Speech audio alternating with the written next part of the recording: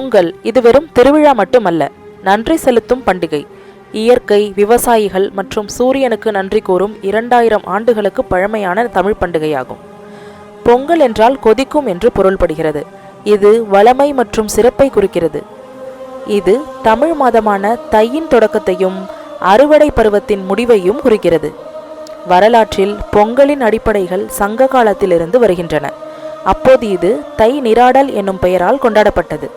விவசாயிகள் மற்றும் சமுதாயம் சூரியன், மாடுகள் மற்றும் செழிப்பான அறுவடைக்கு நன்றி கூறுவதற்கு ஒன்று சேர்ந்தனர். இந்த திருவிழா 4 நாட்கள் கொண்டாடப்படுகிறது.